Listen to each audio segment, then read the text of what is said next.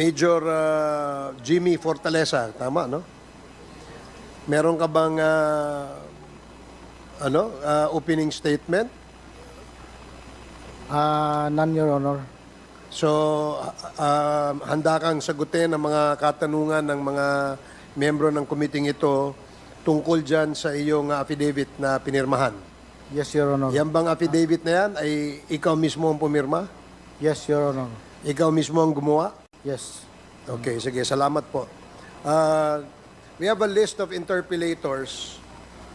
And the first in the list to interpellate Major Jimmy Fortaleza is Congressman Johnny Pimentel. You are recognized. Thank you, Mr. Chair.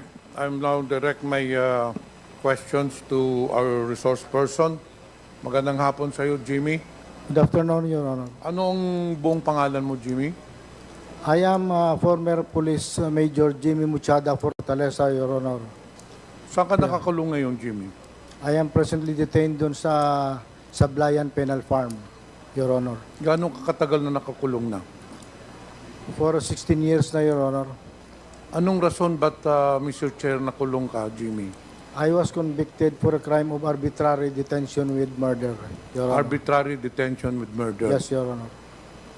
Anyway, Jimmy, Mr. Chair, meron kang sinumite rito na sinumpaang salaysay sa Quad Committee. Itatanong ko lang sa iyo, ito ba ay pawang katotohanan, itong sinumite mong sinumpaang salaysay?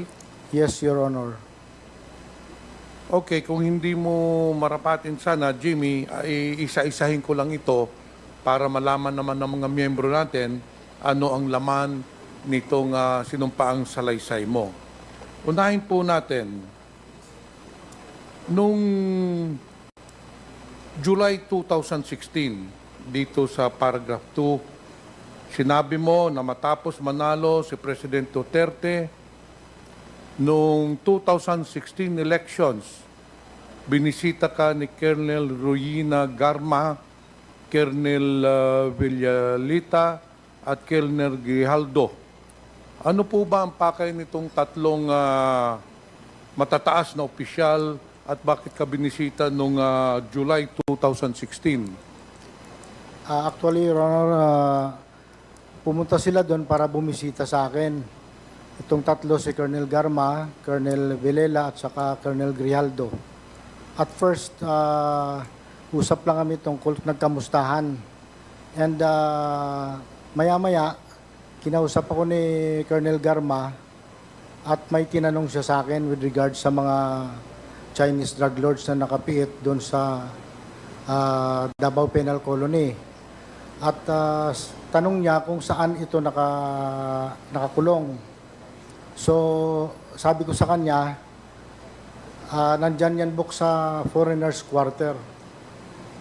Tapos sabi ko, bakit book? Sabi niya, meron lang kaming operation against sa mga Chinese drug lords na nandito, Your Honor. Nung sinabi niya, Jimmy, na ni Colonel Garma, doon na tayo mag-concentrate kay Colonel Garma, no? Kasi yung dalawa, mukhang wala namang Yes, Your Honor. tinanong sa'yo. Wala namang hikang ang pinag-usapan ng Maselan. Nung sinabi sa yung may operation kami dito, ano ang pagkakaintindi mo nun? Sa pagkakaintindi ko, Your Honor, that would be possible intel gathering or investigation with regards sa anti-illegal drugs operation, Your Honor.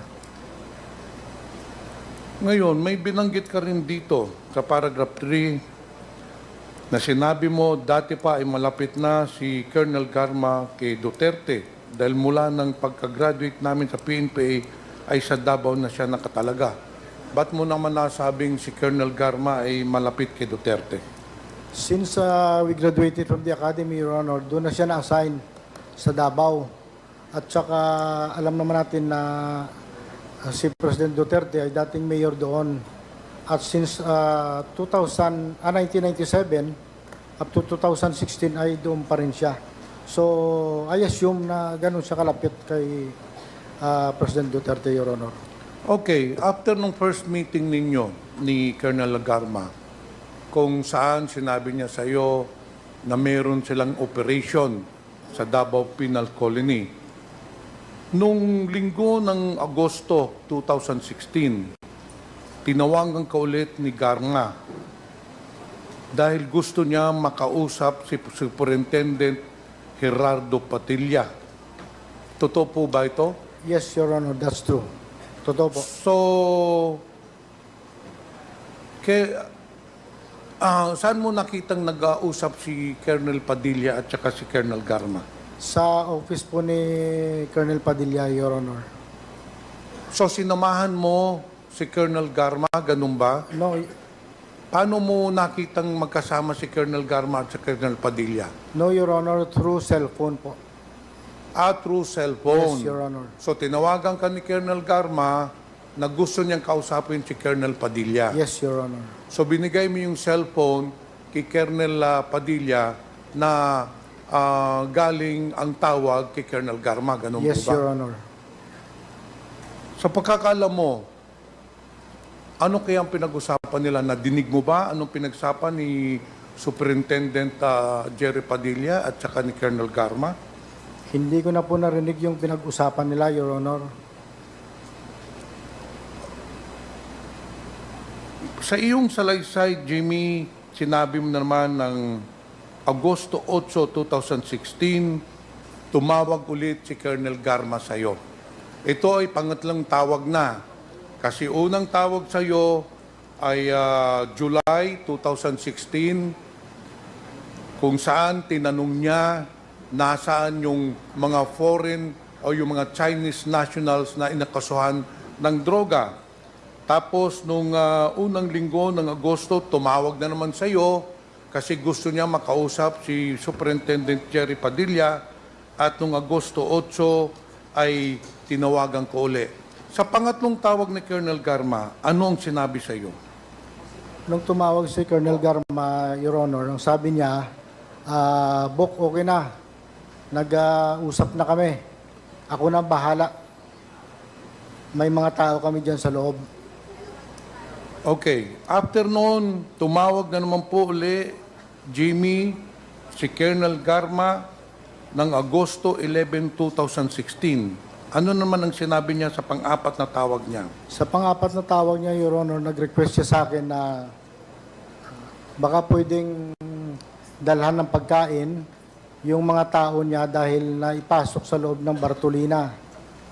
Tinanong ko siya, bakit Bok, ano nangyari? Sabi niya, yung mga tao doon niya nahulihan ng illegal na droga doon sa maximum compound. At nagkataon naman na may ika doon sa katabi ko, Your Honor. Tinanong ko, sabi ko, sino ba yung mga nahuli dyan sa loob na bago? Sabi nung ika, sabi niya, sir, si Magdadaro. Yun lang, sir, na mention niya, yung Magdadaro na pangalan. Hindi ba niya minention yung Leopoldo Tan? Hindi pa, sir, hindi. Magdadaro lang. Itong si Magdadaro, ay kilala mo ba nung nasa loob ka ng bilanggo? Hindi, sir. So No, sir. anong order ni Colonel Garma sa iyo?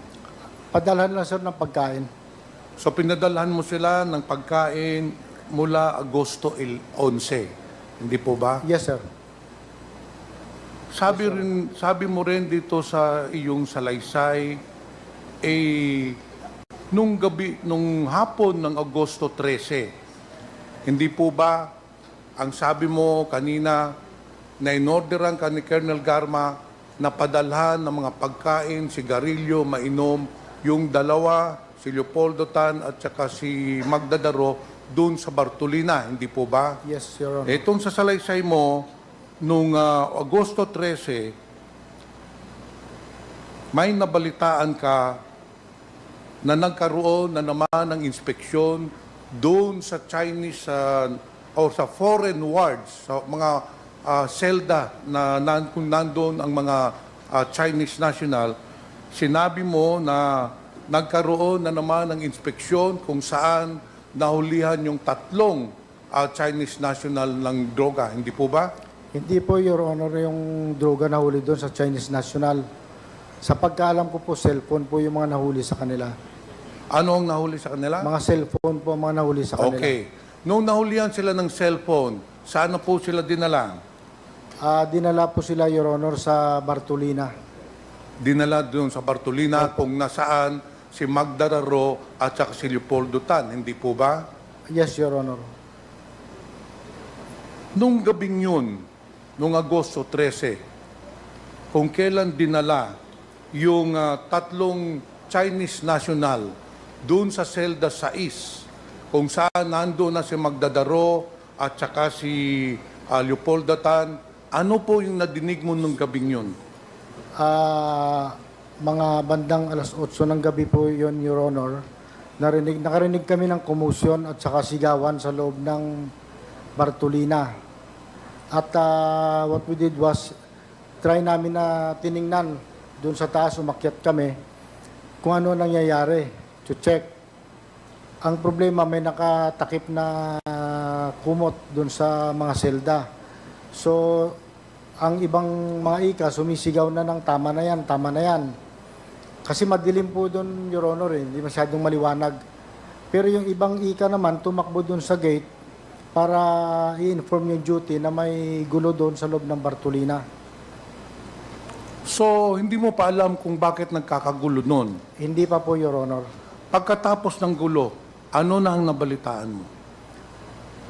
Ayon ang nabalitaan namin, Your Honor, na yung tatlo, pinagsasaksak.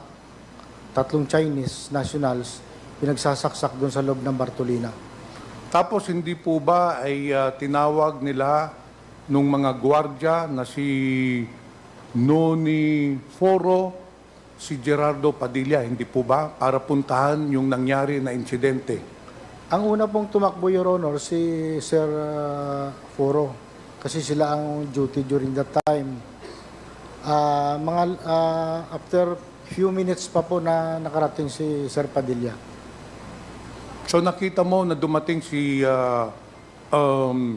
Superintendent Padilla doon sa Selda 6. Yes, Your Honor. Tapos nakita mo rin na pinusasan na kagad si Leopoldo Tan at saka si Magda Raro, hindi po Yes, ba? Your Honor.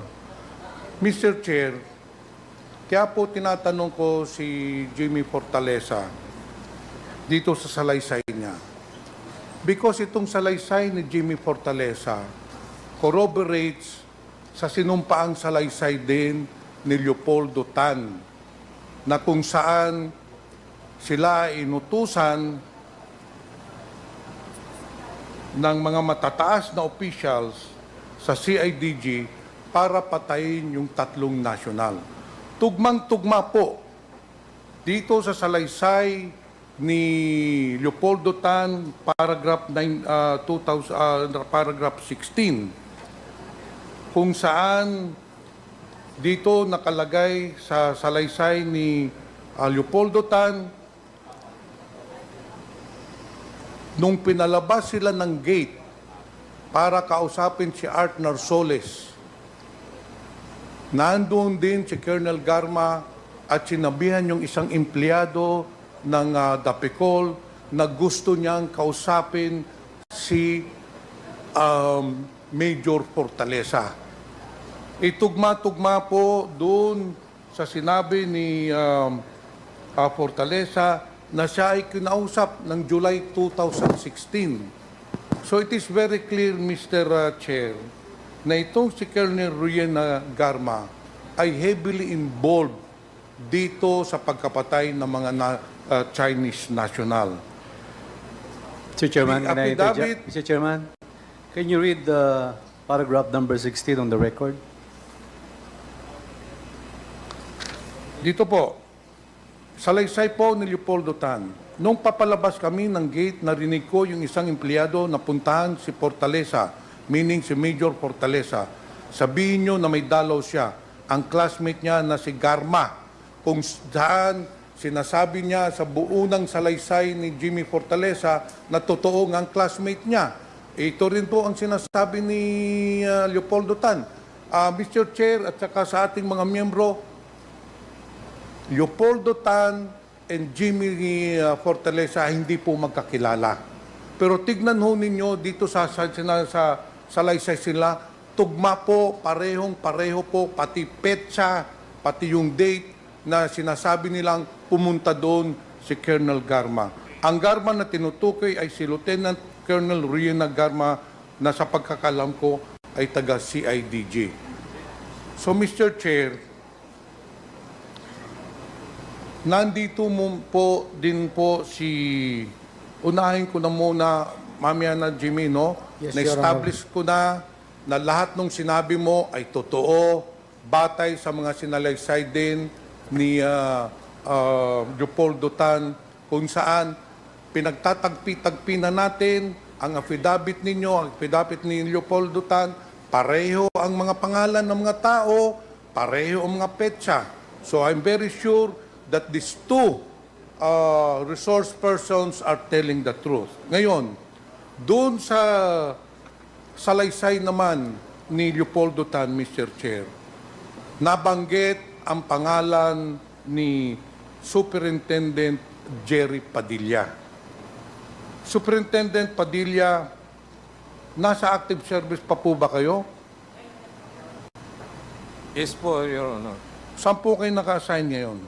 Na-assign po ako ngayon sa New Bilibid Prison as the Directorate for Reformation. Pwede po pakilapit lang yung microphone na... Thank you. Anong taon po kayo na-assign sa Dapicol? Since 1983, when I entered the prison service, Your Honor, Hindi, nung naging warden ka na, anong taon ka naging warden sa Dapicol? from 2015 yata yun, Your Honor, until I was transferred to NBP in 2018. So, okay. You were assigned in Dapicol from 2015 to 2018. Yung pangyayari po ay nangyari, yung pagpatay ng mga Chinese national ay nangyari po ng 2016. So that means, based on your statement, at the time of the incident, ikaw po ang warden ng Dapicol, hindi po ba? Yes, Your Honor, Mr. Chair. Ngayon, dito sa sinumpaang salaysay ni Tata Tan, sometime in July 2016, pumunta po doon si Art Narsoles together with Colonel Rina Garma at inutusan mo po yung mga empleyado mo na palabisin si Andy Magdararo at saka si Leopoldo Tan para makausap nila. Wala po akong natatandaang nag-utos po ng ganun. Dahil sa totoo lang po, hindi ko kilala yung sinasabi niyang si Lieutenant Colonel Garma at saka yung SPO4. Hindi po kami nagkita ni minsan sa Dapicol. Remember, Superintendent Padilla, that you are under oath. Yes, Your Honor. I If stand we to that. find out that you are lying, Superintendent Padilla, we can cite you for contempt and detain you here at the premises. So ang hiling ko po sana, Mr. Chair, magsalita lang po kayo ng totoo. Opo. Ito pong salaysay ng dalawang tao na nandito ngayon, yung isa nandun pa sa detention center, yung isa nandito sa Jimmy Fortaleza, ito po ay sinumpaan. This is under oath. And tunuturo po kayo. Pareho po ang salaysay nila na si Colonel Garma. You now tell me na hindi mo kilala si Colonel Garma. But it proves here na you had contact with Garma. In fact, bago pumunta si Colonel Garma sa bilangguan sa Dapicol, kayo ay nag-usap muna sa cellphone. Then pagkatapos nung nag-usap kayo sa cellphone, pagpunta po ni Colonel Garma doon, kung saan pinalabas nyo yung dalawang bilanggo para mautusan ni Art Narsoles na patayin yung tatlong Chinese national, nagkausap na naman po kayo ni Colonel Garma. Wala pong nangyaring pag-uusap, Your Honor. Hindi lang yun.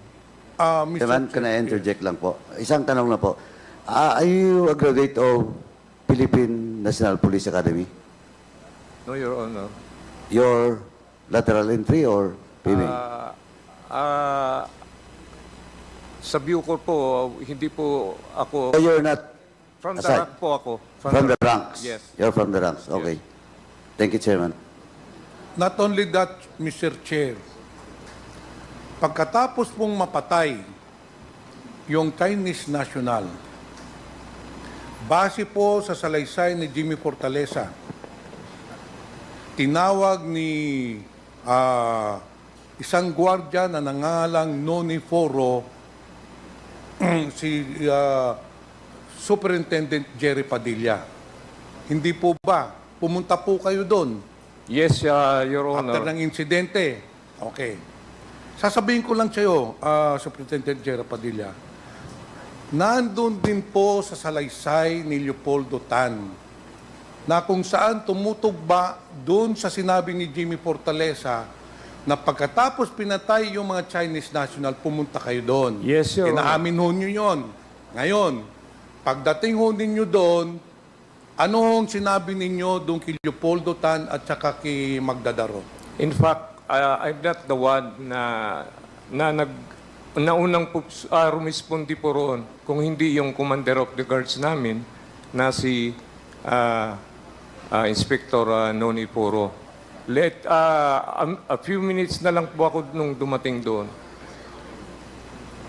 Nung pagdating po ninyo doon, ano hong nakita ninyo sa Selda 6? Yung nangyaring patayan po, nagkagulong araw. Pero pagdating ko po, nakapusas na po yung tao. Dahil ang naunang rumispondi po doon, si Inspector Poro. Mukhang maliho yata yung salaysay ninyo o yung statement ho ninyo.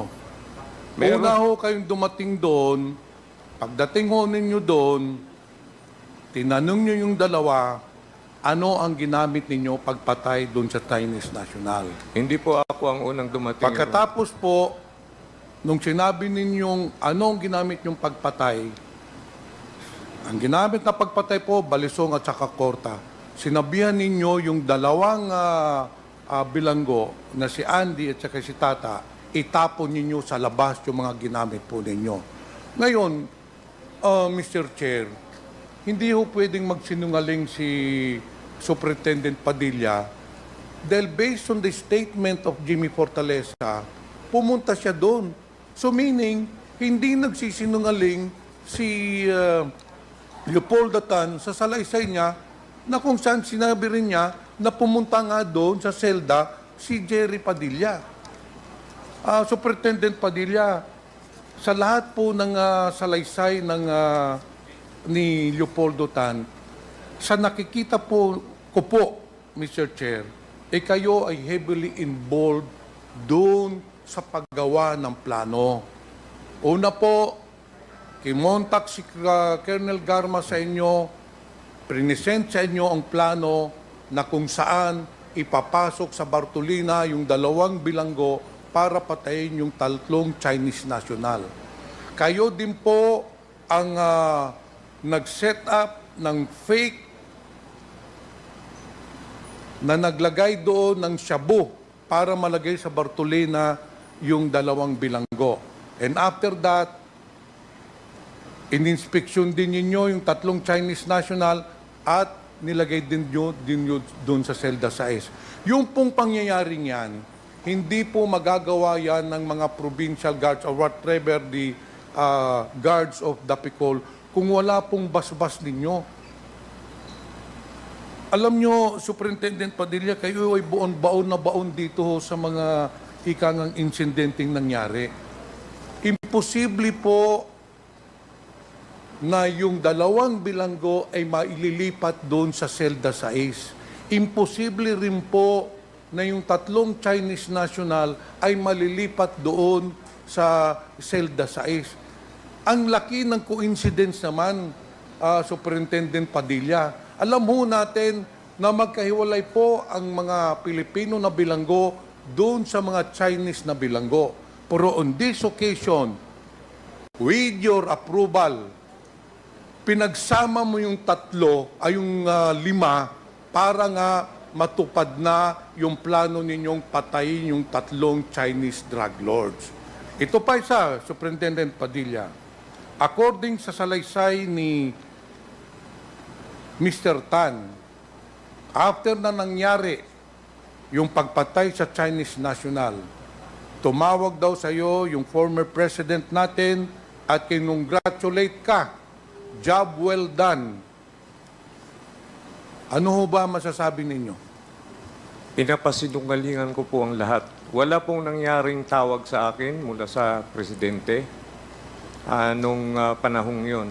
At saka po yung mga, meron pa akong sinumpaang salaysay kung saan nakabase po ito sa investigation report ng parallel investigation na ginawa ng PNP Duhali City and Province.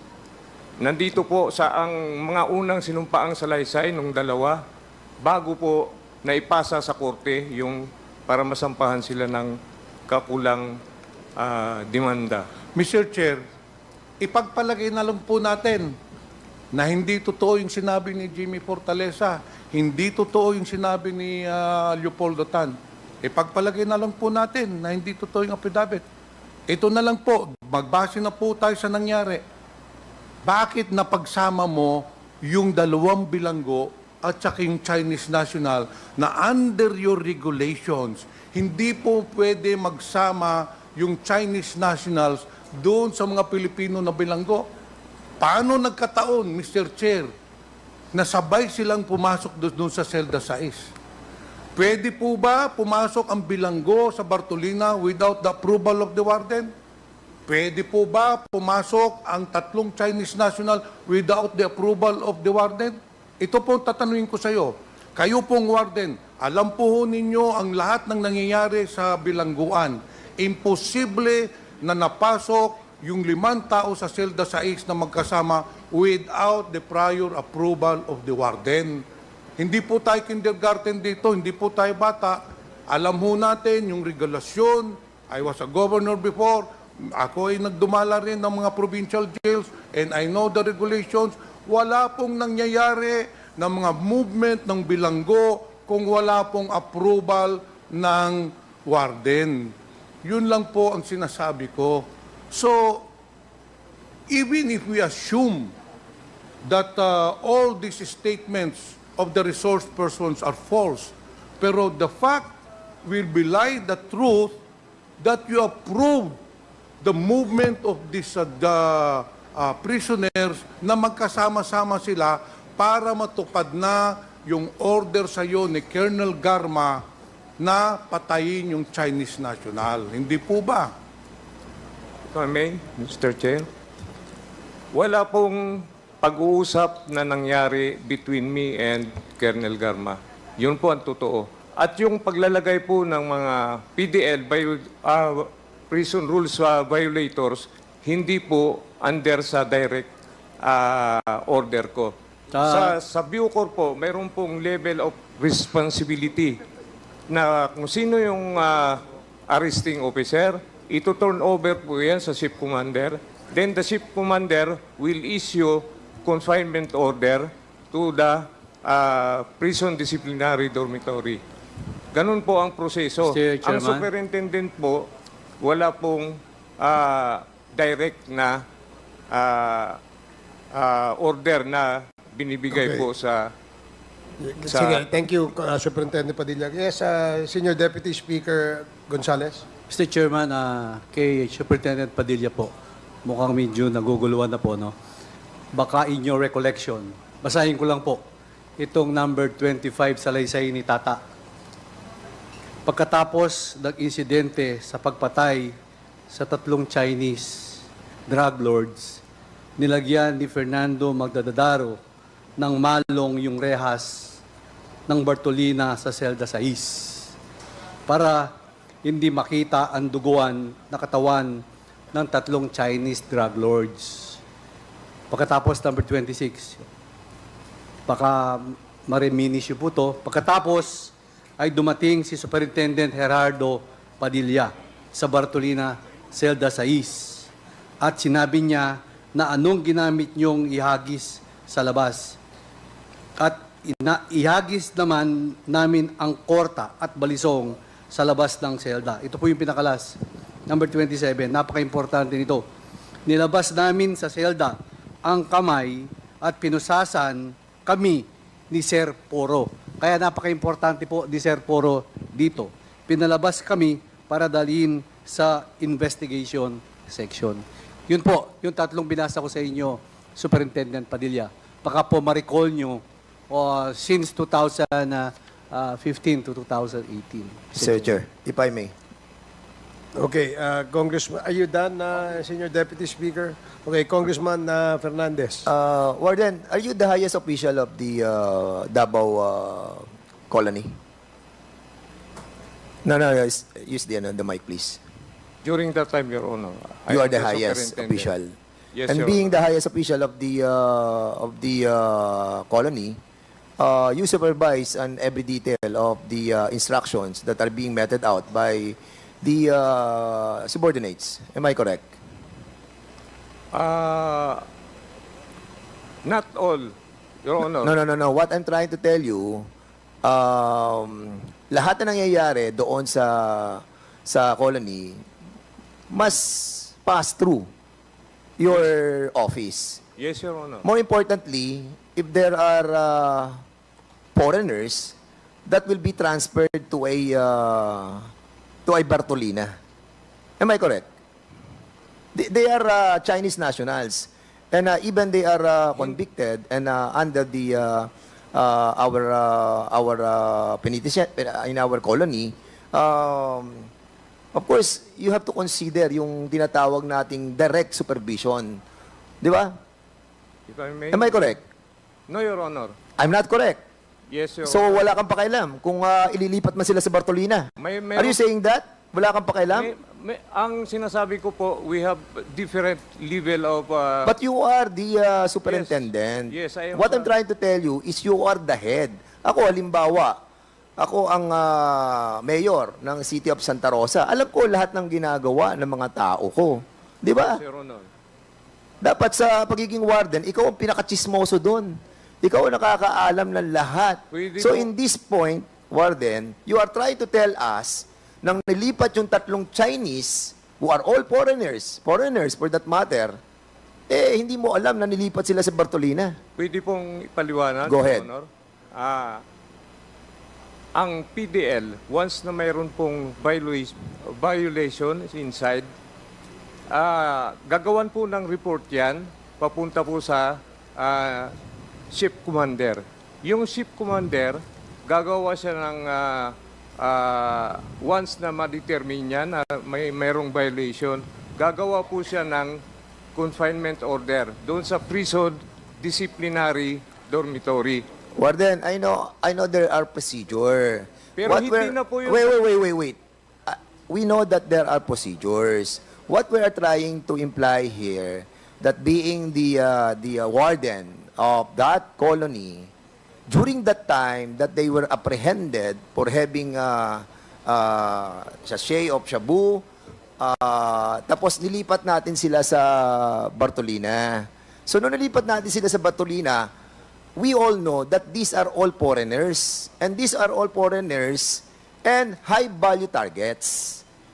And together with the two PDLs that they committed and they were convicted of murder, putting them together will put those foreigners at risk.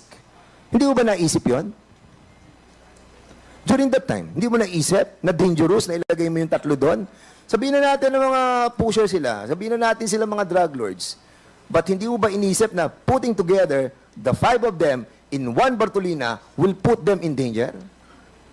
As I said, Your Honor, yung level of responsibility during that time, hindi na po nakaakyat sa akin kasi mayroon pong ship commander from commander of the guards, ship commander, na siya pong gagawa ng report papunta po doon sa prison disciplinary. Okay, warden. O sige, sabihin na po natin na hindi na nakarating sa iyo yung responsibilidad. Hindi mo na nalaman, no? Hindi mo na nalaman. Sabihin na natin, sino ang nag-approve na dalin yung 3 at 2 sa loob ng Bartolina? Sino?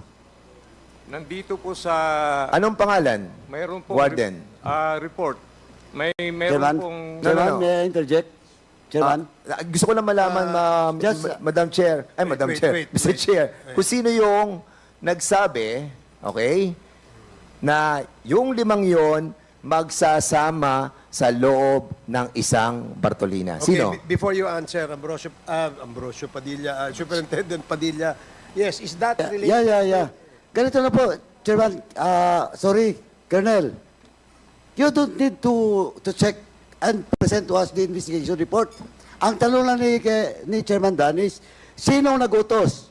If not you, who is? Who?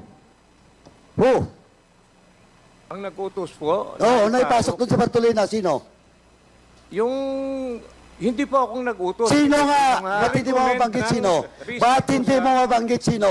Sa... This will be your last chance. Nandito po I will sa... cite you in contempt. the, You're lying. The commander of the guard. Sandali, you should not speak.